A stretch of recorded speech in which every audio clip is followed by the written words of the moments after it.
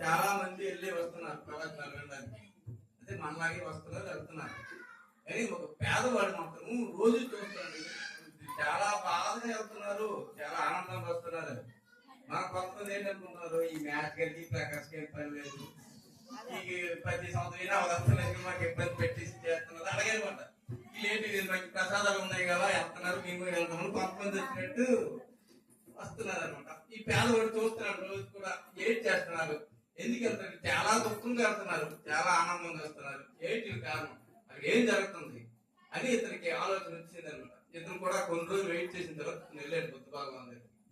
అక్కడికి వెళ్తేప్పటికి ప్రసాదాలు ఏమి లేవు. అతను ప్రవచనం మనం చెప్పాడు, ఈ అంత లేట్ అయిపోయింది, పేదవాడు కాబట్టి అన్ని పనులు చేసుకున్నప్పటికీ బాగా లేట్ అయిపోవడం వల్ల ప్రవచనం కూడా అయిపోయింది.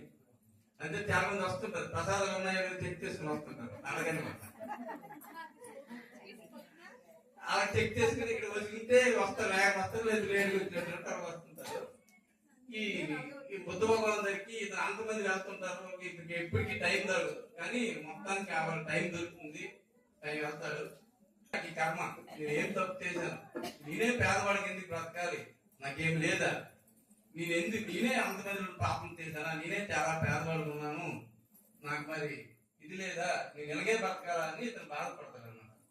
బాధపడి బుద్ధ భగవాన్ ఏమంటారు, ఒరే పిచ్చోడా, నీ పేదవాడు కాదురా, నీవు ఎవరికైనా ఏమైనా ఇచ్చావా, మనకైనా ప్రసాదమే తెచ్చామా లేదని మనం ఆలోచన అని అనుకుంటాను అనమాట. నేను ఇవ్వలేదు కదా నేనంటే, ఏంటి బాబు స్వామి నేను పేదవాడు నాకనేట్లేదు, నాకేమంటున్నారు ఏంటి, మీరేమంటున్నారు నాకేం అర్థం కావాలంటే, పిచ్చోడా అదేం కాదురా, కనీసం ఎవరు చూసి నవ్వావా నువ్వు, ఎవరికైనా కష్టాలు నువ్వు చేయవలసి ఇచ్చావా, నువ్వు ఏది చేయకపోయినావు కాబట్టి పేదవాడవని, ఈ రెండు పనులు ఏం చేస్తే నువ్వు పెద్దవాడు, నువ్వు వెళ్ళి చేయమని చెప్తారన్నమాట.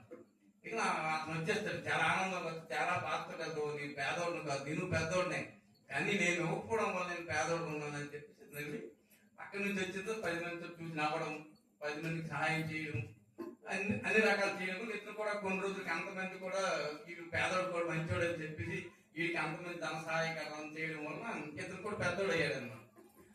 అలాగే మన పండిత శ్రీరామాచార్య ఆచార్య గురువు గారు కూడా జపం చేసి అతను నువ్వు జమీందారు, పెద్ద జమీందారు ఆస్తి మొత్తం పాడుకొట్టుకుని ఆశ్రమం కట్టి కొంత అశ్వమేధ యజ్ఞాలు చేసి ఈ జపము తపము త్యాగం చేశారు కాబట్టి ఈ రోజు ఈ సంస్థ ఇంత పెద్ద డెవలప్మెంట్ అవుతుంది అన్నమాట. గురువు గారినే చెప్పింది ఇది.